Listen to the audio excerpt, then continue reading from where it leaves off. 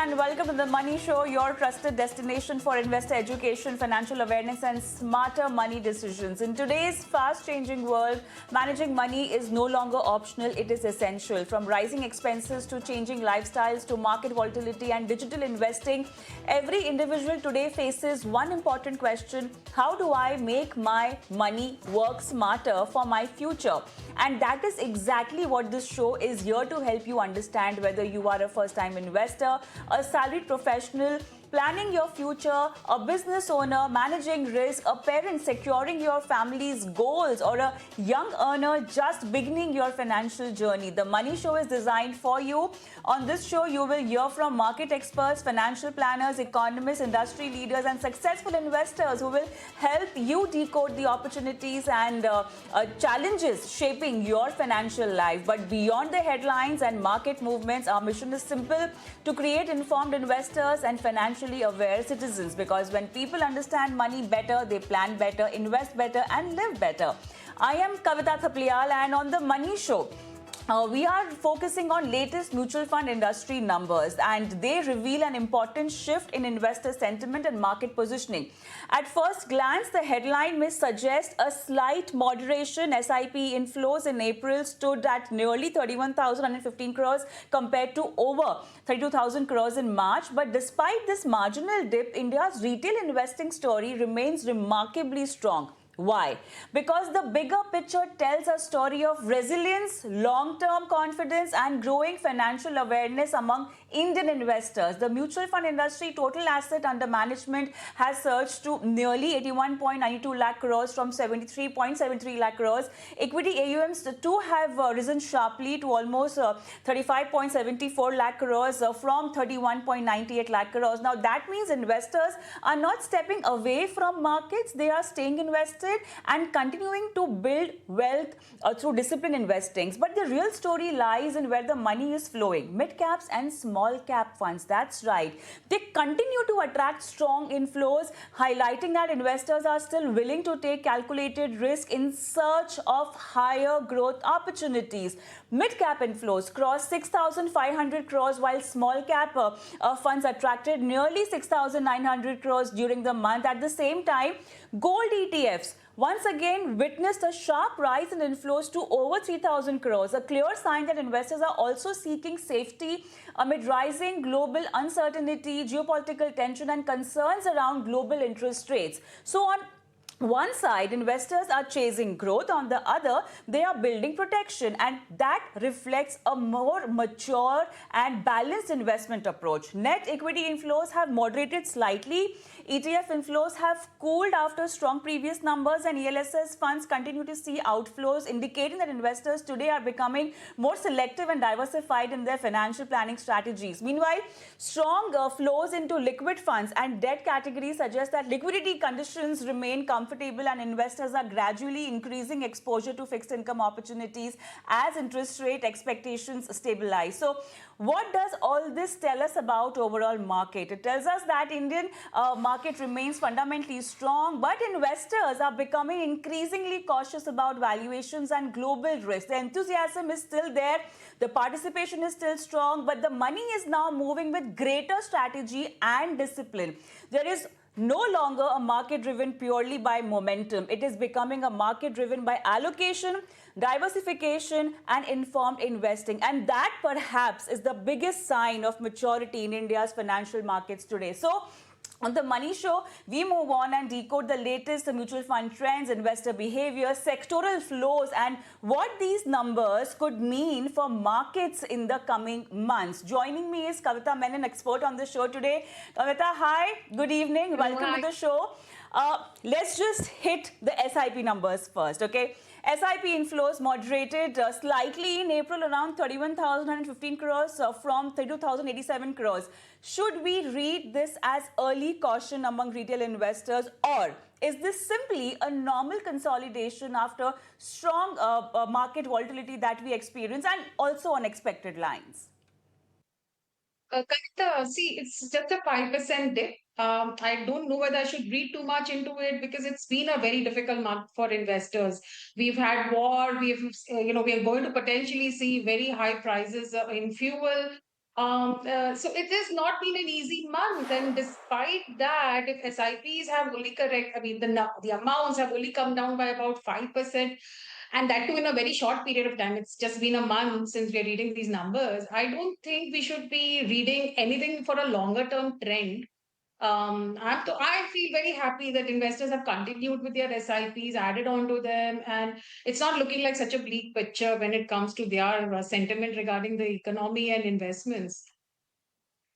All right. So all I'm reading Yeah. it in a very positive way. While the SIP numbers do look like they have corrected, I think it's just a temporary blip.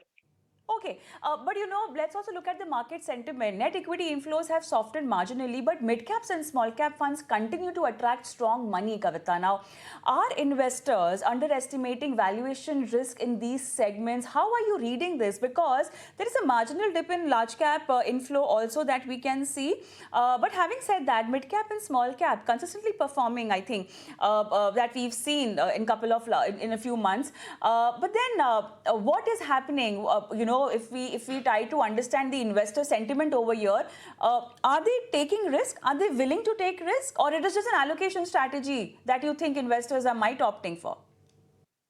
It's just two ways. I'm looking at it in two ways. A Okay. lot of this money that has come in because there is some kind of anchoring to the past returns that mid and small caps have delivered.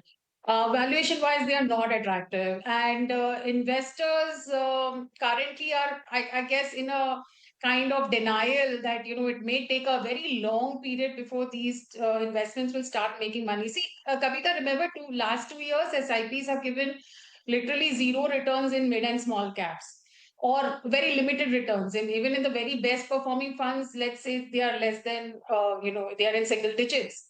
So despite that, the confidence that investors are showing, on one hand, as an investment advisor, I feel it's a great thing that they're willing to put their neck out and invest in small caps. But I only hope that they understand that these may turn out to be really long-term investments. Because before you see a turnaround in small caps, it may be likely that we're looking at another 5-year period. I don't know, 7-year period. Those are the cycles that small caps generally have. Are investors ready to look at that? So again, very early to even suggest that will the trend change if small caps continue to underperform in the coming months. One has to wait and watch, and one has to see whether this resilience that we're seeing in the markets, especially when compared when you see small cap performance, will it continue in the next 1 year, 2 years? We have to see. Because remember, a lot of money that came into small cap funds and continues to come in via SIPs is new money. Investors who have just come in post COVID, and they have not really seen a long period of consolidation and correction. So I would not stick my neck out and say this is a trend and it's a great trend. We'll have to see how they stick around with small caps. I would wait and watch. How concerned are you about stretch valuation in certain pockets of the broader markets right now? Kavita, valuations have come back to being fair. Mostly, I don't see a bubble or overvaluation in most of the market companies. However, given the situation with war, oil, it's very. My own feeling is that the next quarter and the next after that, we will start seeing impact of higher crude prices and disruptions in global supply chains. We will start seeing the impact on balance sheets. And when that starts, again, the markets, earnings may come down and valuations may again start to look a little stretched. So it's very hard to say that, how earnings are going to be in the next at least the next 2 quarters. I would not take very large bets on equity. The best way to invest would be to systematically invest smaller amounts. Right. Let's focus on gold and defensive positioning. Gold ETF inflows have risen sharply in April. Is this a signal that investors are becoming defensive amid global uncertainty? Because the previous month we saw the numbers dipping. Okay. And before that, it was a headline number that we saw the overall inflow. So, what's happening? So most likely, there has been a correction in gold prices also, which has brought back investors who were reluctant earlier to invest when prices were going berserk. So at least I can tell you from the HNI point of view, gold has always been a part of their allocations, and now that the correction has already happened, they are coming. They're coming back and adding back to the allocations in gold. This is primarily my view.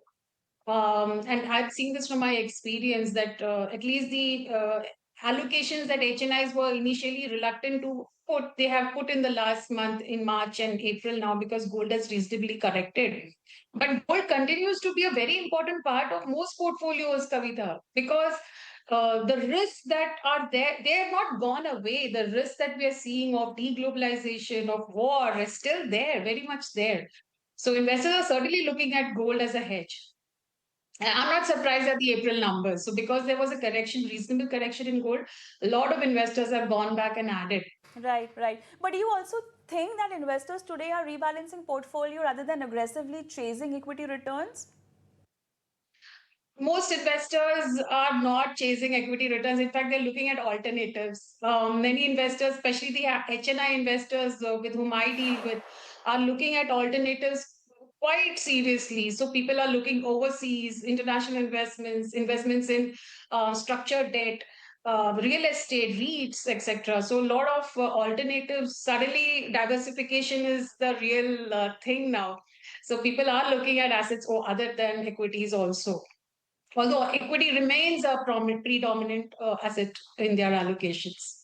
Look at the debt and liquidity flows also over here. We're also seeing strong inflows into liquid funds and debt categories. Now, does this suggest investors are preparing for a more uncertain market environment? Because with the interest expectations, are debt funds also becoming attractive again for retail investors? Yes, yes, surely. So debt definitely looks attractive as the yields are going up. There is a dip in corporate debt numbers. If you look at the numbers that have come up, the April numbers are looking weaker than they were in March, but that's very typical nature because generally in the month of March, corporates tend to park more money into corporate debt investments in order to, they have shored up their liquidity or to invest their liquidity or for advanced tax payments. And also yields are pretty much stronger in the month of March. So mostly a lot big, large investments happen in that year end. So therefore, maybe inflow wise, the numbers have come off, but uh, corporates, HNI investors are increasingly looking at debt allocations for shoring up returns because equity returns are looking bleak and it's very hard to describe or to predict what it will look like 6 months or 1 year from now. So certainly there's an interest in debt and debt related investments. See, all of it may not reflect in your mutual fund space because there's a large AIF category also where HNIs are investing big time. So that also is seeing a lot of interest and inflows.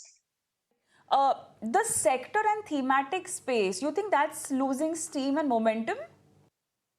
Certainly, when there is so much,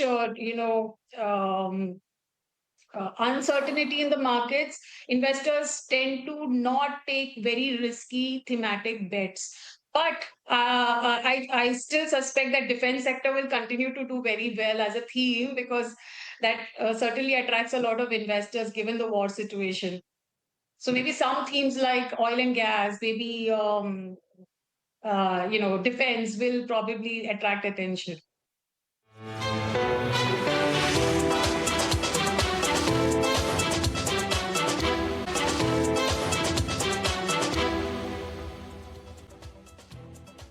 One specific thing I wanted to check with you. So we are looking at FlexiCap inflows in March. It was almost slightly above 10,000 crores, and now it is 10,147 crores. So a marginal upside that we have noticed. So this is also a good news. You think investors, because see, you cannot make a portfolio without a large cap exposure. You need it for consistency, for stability in the portfolio, along with so much of exposure rising in the mid cap and small cap.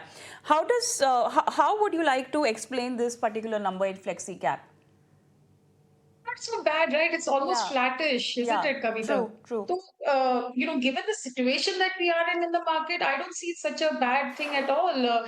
In fact, I would be surprised. I'm actually relieved that it is not negative. The cash flows have been positively going into equity mutual funds. So that's a good news for us. It's good for my ears to see that investors continue to, put their trust in the Indian economy. Honestly, were you expecting a larger dip in SIP numbers and overall net inflow in equity? Were you expecting that? Yes, Yeah, yes, I was. yeah, Yes, yeah. yes, So, yes, so pretty as much. compared to Because that, it's a positive surprise. Yeah, yes, yes, it's a yeah. positive But surprise. then, Yes. do you wish there is more exposure and more money going into large caps? Do you want to see that next month instead of mid cap, small cap, or you think it's perfectly fine as long as investors are, well aware about how to diversify across equity and they know their risk? Which is the point, right, of investing. If you know your risk and Huh. you know your time frame, then investing is not such, it's not rocket science. So if investors continue doing investments with the full knowledge that it is possible that they'll not be making money in the short term, and I'm saying this with a lot of confidence that it's going to be very difficult to make money in the short term. So if investors understand that and they're making those investments, I think that's great news. That's like great for India. We are we are a nation that is building itself, so we need these kind of investors to put money in the markets. I just wish it goes into the right pockets and as capital building happens. But this is great to have a country of investors who are looking long term. So yes, it makes me very happy to see that there isn't a lot of volatility in the inflows that are coming in the equity markets through mutual funds. Generally, with these numbers, we also look at the SIP stoppages numbers. Are you really worried about that particular number going high, or you are just okay with the SIP numbers going up? That itself shows the kind of resilient behavior or mindset of our retail investors. So the small cap numbers are a concern, Yeah. Kavita, Okay. because really don't know if these investors are advised investors. There's a large, so from the growth perspective, if you look at numbers from last year to this year, what is the incremental growth in direct plans versus those which are advised by, say, distributors or advisors? Then that number is very high. The at least in absolute terms, direct AUA is growing very high. I would, I'm a little concerned that a lot of the SIP money that is coming in anew is coming from that portion of the market, which is the direct portfolios, which are not advised. Yeah. Yeah. And therefore, Okay. I'm a little Okay. concerned about it that if Okay. this is a not advised portfolio, then I'm not sure whether the longevity of this or the continuity of Exactly. this in the next year or so will it be a problem? Will it be impacted? So it is certainly a concern. So right, so that means the direct mutual fund investors, they need some kind of a hand holding. What will be a word of caution to them from you? Well, if you're concerned about your returns in the last 2 years, which is mostly where direct investors would be right now, then my suggestion is meet up with an advisor or at least get hold of somebody who can guide you with the portfolio. It's not such a bad time to reject. No time is a bad time to reject your portfolio if it's too weighed for risk. Because with returns, you're also supposed to look at the risk parameters of your portfolio. And if you think that you're not in a good place, there's no harm in taking advice and moving your portfolio to a more diversified asset, risk allocated portfolio. That would be my advice. Seeking help is a good idea. Now going I don't see forward, any other sure, way. sure. Okay, going forward, the kind of trajectory our markets might experience, we are really not sure because we still see a lot of global headwinds impacting us. And in fact, on the weekend, we also saw PM Modi, telling us what to do and how to make the best of this current environment. So this is a cash into situation, where one must be really focusing on their savings, but one is also tempted to invest because they don't want to miss this kind of a market, okay? Especially for those kind of investors who are new. This is a great, absolutely great learning period. A fantastic time to learn what markets are and Yes, how they yes, react, right? yes. So now between savings and investment, what do you do? How do you handle it? You have inflation killing you now. At least that is what we can see through numbers, and in a lot way we can see also the ground reality shifting. So one has to really maintain their savings, one has to continue the investments. What's the balance? What's the mantra? So I'm an investment advisor, Kavita, and I personally think that there is no right or wrong answer to this. It's all about your personal situation.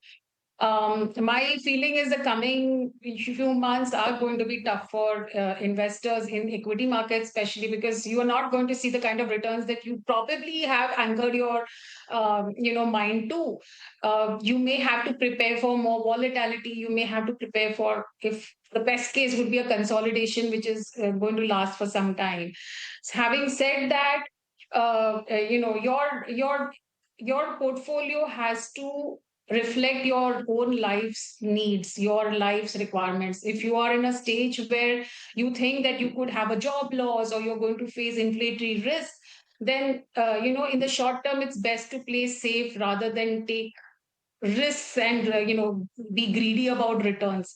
But at the same time, I also think that long term investments mean that you don't try to time the market a lot, and so if you can afford to put aside some amount of money, do it, but do it with the understanding that your investments are really long term. You're not going to look at it for the next 3 or 5 years. If that is the kind of outlook you have, please stick with your SIPs and your investments. But if you don't have that outlook and if you really need money in the short term, you please evaluate your emergency funds, your risk profile, and then take a call that whether you should save or should you invest. One last question before I let you go. What is the one financial mistake investors must avoid in the current market environment and global scenario? Okay, the one thing they should avoid is stop thinking high risk is equal to high return.